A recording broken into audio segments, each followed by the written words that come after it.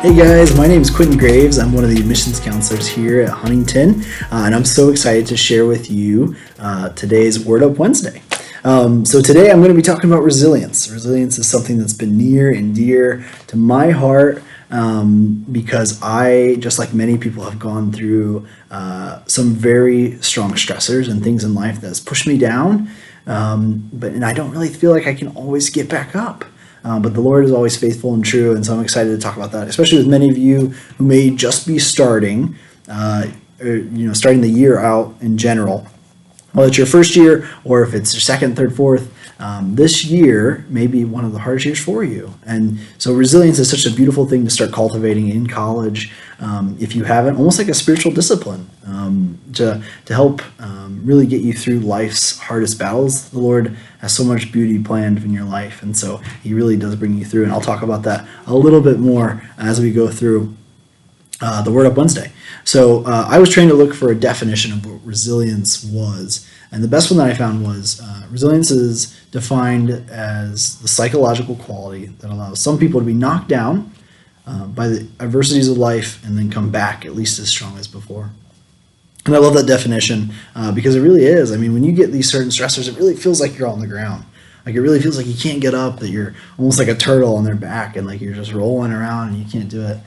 Personally, I've had some stressors in my life. Is I've had some really bad debilitating back issues. It really feels like I'm a 90-year-old man and that I can't get through them, and I don't know what I'm going to do at the end of the day. Like, will I have this for the rest of my life? And you know, being a 1 on the Enneagram, if I have any of the Enneagram followers out there, I really struggle with saying, like, Lord, what did I do to deserve this punishment? What did I do to deserve this? And that's a really terrible, it's a really hard thought because that's not what the Lord's doing. But I try to keep these records of wanting to please the Lord in my mind. And so another one being my grandpa passed away when I was in college, and it was really hard for me. It was middle of finals week, and my grandpa passed away, and it's these many stressors, and he was my best friend. He helped raise me. He was a really big part of my life, and I miss him dearly. I miss going on fishing trips with him and hunting with him and just really hearing his voice every day. It was really important to me, and he's very important to me, and so I miss him dearly. But anyways, I'm going to talk about the book of Job, and I will kind of reference back to some of my times where I felt like I've had to deal with resilience. But the book of Job is perfect for this because it's the perfect story of how Christianity and resilience kind of collide. If you don't know the book of Job, I suggest you read the whole thing, but I will refer to certain points throughout this time. Job, if you don't know, like I said, at the beginning of the book, he was thrown into the ringer. He had perfect life, family, he had wealth, he had everything, and the Lord stripped him of all of it. He allowed the devil to come into Job's life and take away his family, take away his land, take away his wealth, take away his prosperity. I don't know if I mentioned this, but take away his health. Like physically, he was, he had skin issues that were, almost terrible to look at. And in verse 1:8 of Job, the Lord said to the devil, "Have you considered my servant Job?" And so we'll talk about that in a second, but it's such an important part of the story. So you guys know, Job stayed strong. He stayed pretty strong. He invited his friends when he was at his weakest moment, and he stayed pretty strong. He did have some friends that were not the best influences, but some really helped him to get through it and really push it. But he gets to a point where he really mourns and curses at God and says, "God, why have you brought me to this? I loved where I was at before you brought me here. Why did you bring me here?" And then the Lord comes back to him and says, "Hey, Job," in verse 38, pretty much he goes, "Hey, Job, who are you to say these things? Like, who are you to say and curse and scorn and mourn me, the Alpha, the Omega, the beginning and the end, the most beautiful, perfect thing to ever walk this earth? Where were you when I created the heavens and the earth? Where were you when I did all these amazing things? Like, you are, like, Job, you have to remember you are everything that I say you are." And so it's just this beautiful thing where Job finally humbles himself and says, "Lord, you're right. Like whatever you bring to me in this life is going to be beautiful because you are beautiful.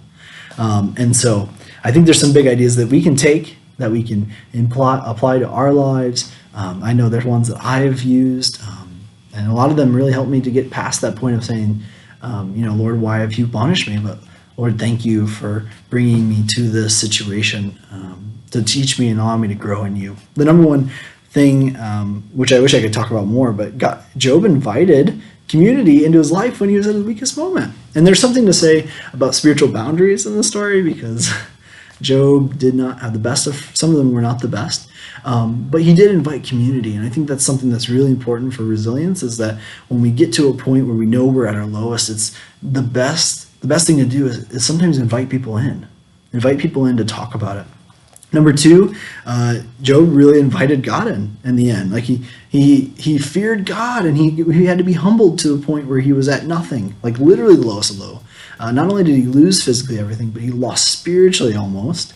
I don't want to get into that debate, but he, to a degree, was at his lowest point spiritually, where he had to call on God again, and God had to remind him of his worth and remind him who he was in Christ, and then he had to acknowledge that. And then number three, and most important of all to remember, is God chose Job to go through these.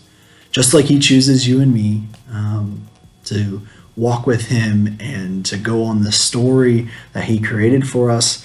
I can promise you that Job didn't want to go through any of that. But I can promise you that when Job ended, he was closer to God than he ever was before. He loved God immensely after his trials and all of his tribulations. And the Lord brought him through, because I always am blown away by thinking that the God of everything in the whole world, the most beautiful, perfect creator, chose Job, chose me, chose you to endure this life. He chose you. Isn't that such a beautiful thing? To have the endurance. And so sometimes we have to have the mindset of,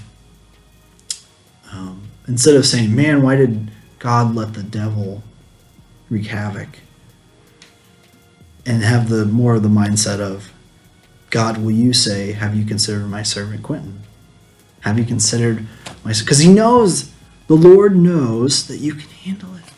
He knows that you have a community around you that can help you through it. He knows that there are resources and people that are going to bring you through it. He knows that you can do it.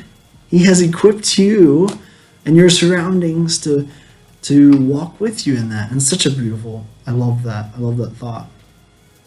And so I know that whatever God brings you to, he'll bring you through, whether it's one prayer, one counseling session, one talk with a friend or a loved one, or one self-care day at a time. He brings us to healing.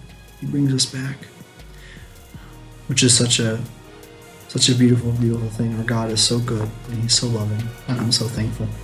So I'm excited for this to be a year of resilience for us HU, and I'm excited to see what the Lord has in store. I love you all. God bless.